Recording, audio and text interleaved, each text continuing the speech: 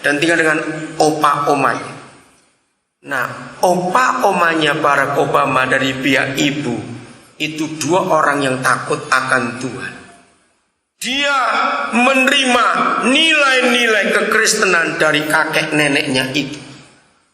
Begitu saudara masih ingat ketika kampanye, terus neneknya sakit, sampai di satu kota dibatalkan kampanye karena dia harus mengunjungi neneknya.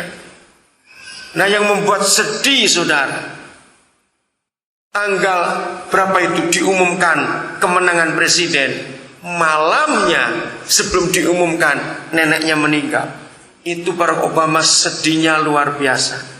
Dia berkata, seharusnya nenekku tunggu berapa jam lagi supaya dia dengar bahwa cucunya jadi presiden pertama orang hitam di Amerika. Waduh, kalau ngikuti kisah itu luar biasa.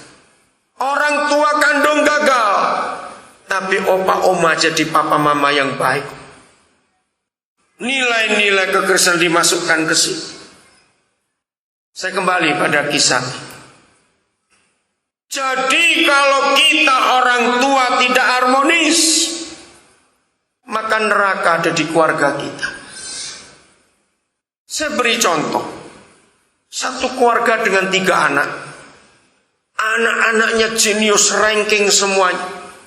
Ketika anak ketiga lulus SD mau pindah SMP, terjadi masalah dalam keluarga itu.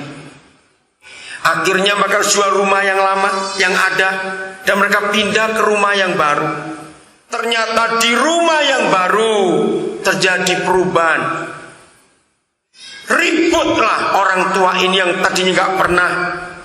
Saudara, maka 2 tahun pertama 3 anak ini yang tadinya ranking terus dari SD sampai SMP, yang 2 itu sudah di SMP.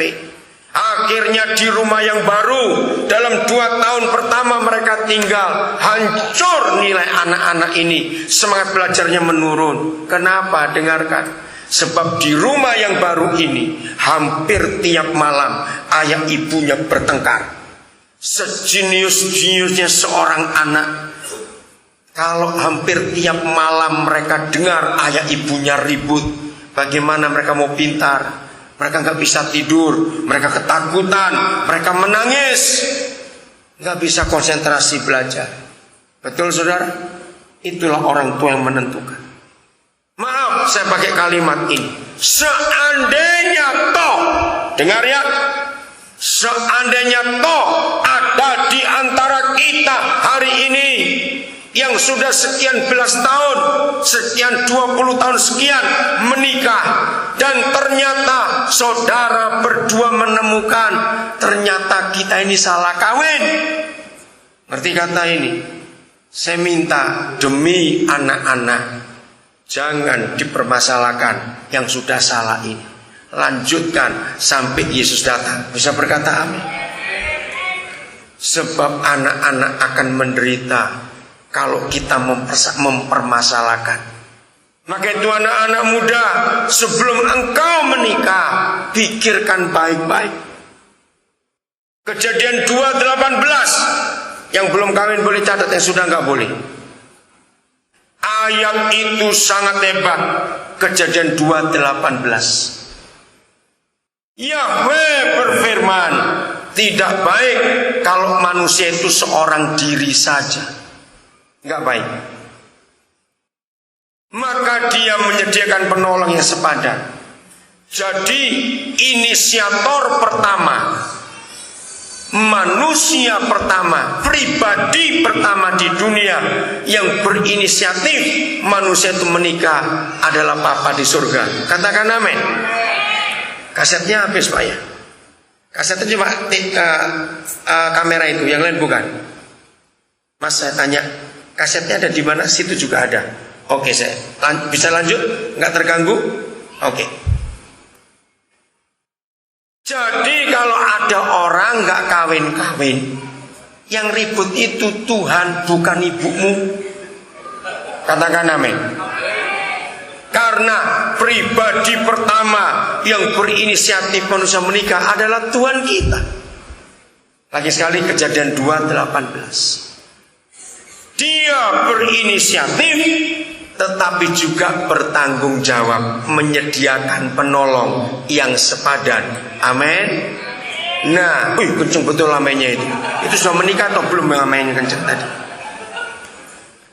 Jadi jodoh itu mutlak 100% hak Tuhan. Katakan amin. Jodoh itu datangnya dari Tuhan. Para gembala, ajari Jumat anak-anak muda untuk mengerti Kejadian 2:18. Nah, pertanyaannya, kalau begitu apa definisi jodoh? Ini penting kita tahu. Definisi jodoh itu sederhana. Apabila matamu nggak ikut-ikut milih, nah itu jodoh. Lu serius, saudara? Ayat itu luar biasa. Jadi begini artinya, kalau saudara yang belum menikah, yang sudah menikah lirik-lirik awas.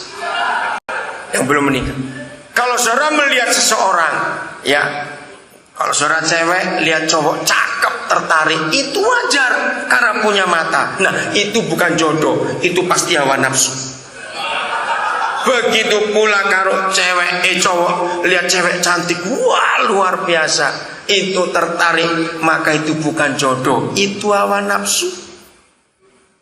Kalau jodoh itu begini, saya lihat seseorang, jeleknya orang ini, hatimu kesetrum, nah itu jodoh. Katakan amin, cepat. Nah, hebat bukan Alkitab itu.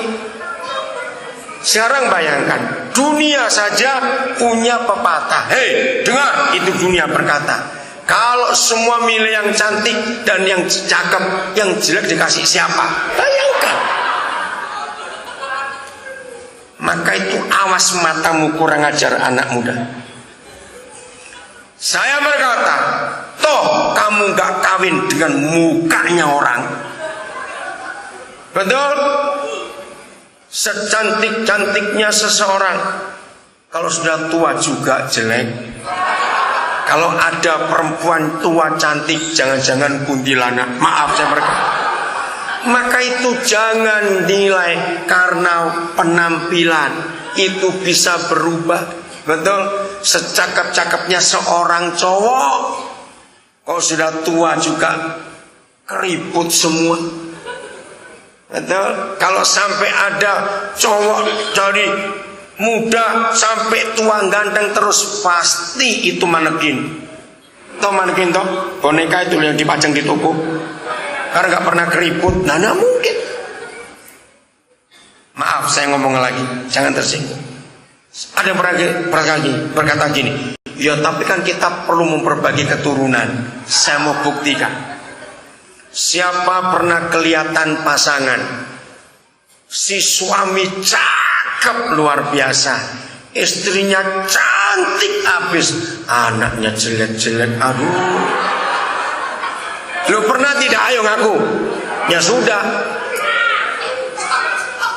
Berarti bukan memperbaiki keturunan, malah merusak ini. Maka itu saudara, Alkitab ini luar biasa. Katakan amin. Jodoh itu adalah hak Tuhan.